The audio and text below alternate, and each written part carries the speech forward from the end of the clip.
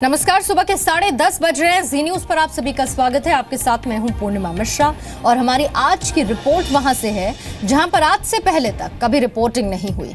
ये भारत का वो इलाका है जो देश की सुरक्षा की दृष्टि से काफी महत्वपूर्ण है। हम उत्तर भारत में देश की सबसे आखिरी चौकी दौलत बेग ओल्डी के नाम से इसे जानते हैं। यहाँ पर चीन आए दिन घुसपैठ की कोशिश करता रहता है। यहाँ से कुछ ही दूरी पर सियाचिन ग्लेशियर है जहाँ पाकिस्तान मौके की तलाश में रहता है। कारगिल युद्ध के दौरान इसकी एक झलक देश पहले ही देख चुका है। जी न्यूज संवाददाता कृष्ण मोहन मिश्रा की 16,000 फीट से ज्यादा ऊंचे दौलत बेग ओल्डी से ये खास रिपोर्ट आप देखिए।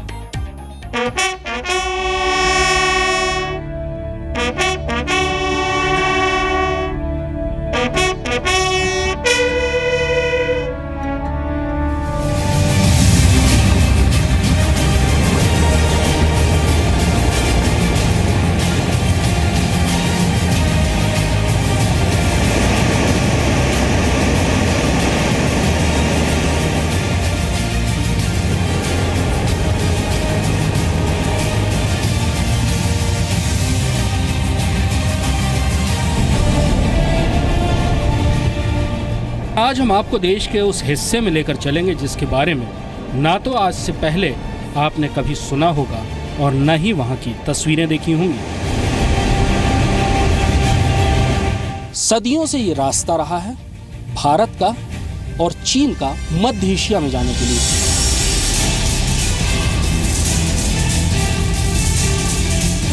ये हिंदुस्तान का आखिरी गांव शायोक है। गर्मी के इस मौसम में शयोक नदी पूरी ताकत पूरी रफ्तार से शोर मचाती हुई बह रही है, लेकिन साल के ज़्यादातर हिस्सों में ये नदी जमी हुई रहती है। मैं लद्दाख रेंजेस छोड़कर अब काराकोरम रेंजेस में जाऊंगा। काराकोरम द्वार नाम के जिस सस्पेंशन ब्रिज से मैं शयोक नदी पार करूंगा वो दुनिया का सबसे ऊंचा सस्पेंशन ब्रिज है।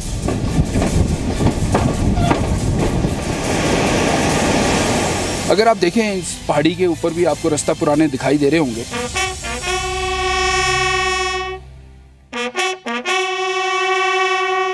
सब सेक्टर नॉर्थ लगभग 250 से 300 किलोमीटर लंबा एक इलाका है।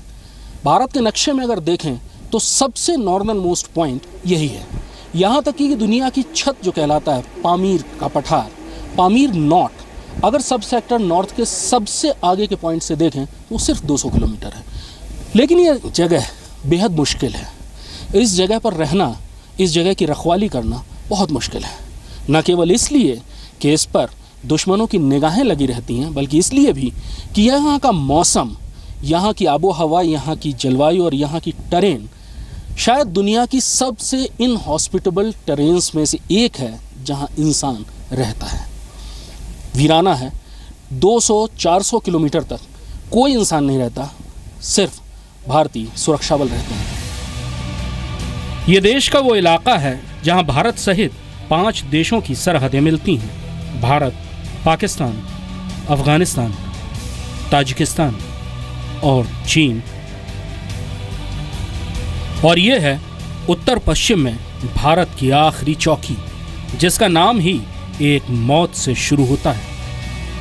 चारों तरफ काराकोरम पर्वत श्रृंखला, टर्किश भाषा में काराकोरम का अर्थ होता है काला पत्थर, यानी एक ऐसी पर्वत श्रृंखला जो बदनाम रही है यहाँ से गुजरने वालों की मौतों की वजह से। लेकिन सदियों तक चीन और भारत से होकर गुजरने वाला कारवां यहीं से काशगर होते हुए समरकंद और मध्य एशिया में माल लाने या ले जाने का काम करते रहे हैं।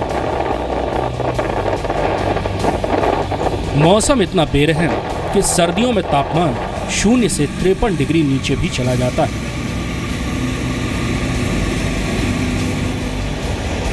गर्मियों के मौसम में गरजती हुई श्योक, जिसे स्थानीय भाषा में शायोक भी कहते हैं, जिसका अर्थ है दुख या अफसोस, रास्ता रोक देती है।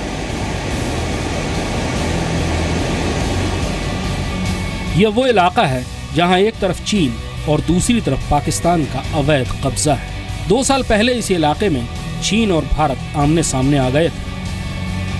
LAC लगातार हमारे ईस्ट की साइड है, यहाँ इस साइड चीन की सरहद है और ये वो रास्ता है जहाँ से हम आए हैं। ये DBO का आगे जाने वाला रास्ता है। लेकिन हम खुशकिस्मत हैं कि कम से कम अब पिछले 2 साल में इस सड़क के बनाने की रफ्तार में बहुत तेज़ी आई है। उससे पहले 1 दशक पहले, यहाँ तक कि 5 से 7 साल पहले तक भारतीय फौजियों को इन पहाड़ों के साथ साथ म्यूल ट्रैक्स पैदल जाते हुए या खच्चरों के जो रास्ते हैं उनसे जाना पड़ता था, और नीचे से डुरबुक से DBO तक पहुँचने में 20 दिन तक लगते थे। और तब ये जमी हुई श्योक रिवर के ऊपर से, अगर ये सर्दियों में जमी हुई रहती थी तो इसके ऊपर से चलते थे, नहीं तो पहाड़ियों के साथ साथ जो पगडंडियाँ और म्यूल ट्रैक्स वहाँ पैदल जाना पड़ता था। डरबुक श्योक दौलत बेग ओल्डी यानी DS-DBO रोड से पहले भारतीय सुरक्षा बलों को ये दूरी आमतौर पर पैदल तय करनी होती थी, जिसमें 2 से 3 हफ्ते तक लग जाते थे। सर्दियों में भीषण ठंड और बर्फ, तो गर्मियों में श्योक नदी का तेज बहाव सफ़र को और मुश्किल बनाता था। पानी का इस्तेमाल कैसे करते, क्योंकि हमें बार बार यहाँ बताया जाता है कि वाटर ड्रिल आपको करनी है, लगातार आपको पानी पीना है, पानी कैसे पिलाते हैं? आप खुद यहाँ पे अभी खड़े हैं और थोड़ी देर में हम SSN जाएंगे, आपको पता लगेगा डिहाइड्रेशन एल्टीट्यूड की एक प्रॉब्लम है। पानी सर्दियों में यहाँ पे जो नदियाँ बहती है, नदियों पे जाके उनको खोद के उनके ऊपर आइस की परत निकाल के उसके अंदर से पानी निकालना पड़ता है, और रिक्वायरमेंट ऑफ वाटर फॉर एक नॉर्मल इंसान की बॉडी के इस एल्टीट्यूड में बहुत ज़्यादा है। देखो, जो आपने सही पॉइंट उठाया है कि सर्दियों में पानी की ड्रिल ही इतनी इंपॉर्टेंट है। एक जो नॉर्मल चीज़ जो नीचे एक गिलास में पानी भर के टैप खोल के आप पी सकते हो, उसके लिए 2 से 2.5 घंटे की मेहनत, जिसमें जवान अपनी पोस्ट से जाता है, वाटर सोर्स तक खोलता है, निकालता है, आइस खोलता है, पानी वापस लेके आता है। अगर वो थोड़ा लेट हो जाता है तो वही पानी फिर से आइस बन जाता है, उसी आइस को वापस पिघालना पड़ता है और उसी वो पानी को इस्तेमाल करना पड़ता है। और वो गर्म पानी कितनी देर तक उसके हाथ में गर्म रहेगा? गर्म पानी मैंने SSN में कहीं देखा नहीं। मतलब अगर आप उसको Yes. जैसे एक आध बार हमने देखा है कि लोग थर्मस फ्लास्क में खौलता पानी करके ऊपर निकालते हैं, वो बर्फ बन के गिरता है। ये आपने जिनसे भी बात की है यहाँ पे, आपकी बात सही है। इतना लो टेम्परेचर हो जाता है कि आप अपनी चाय को अगर ऊपर फेंको, जब तक वो नीचे आके गिरती है तो वो क्रिस्टल आइस के हो चुके होते हैं ज़मीन पर। इस टेम्परेचर में -56 डिग्री टेम्परेचर में शरीर कैसे रिएक्ट करता है? शरीर -56 डिग्री टेम्परेचर के लिए नहीं बना ह्यूमंस का, इसलिए इंडियन आर्मी एक प्रोसीजर, हमारे स्टैंडर्ड ऑपरेटिंग प्रोसीजर्स है, हमारा प्रोसेस है एक्लिमेटाइजेशन का।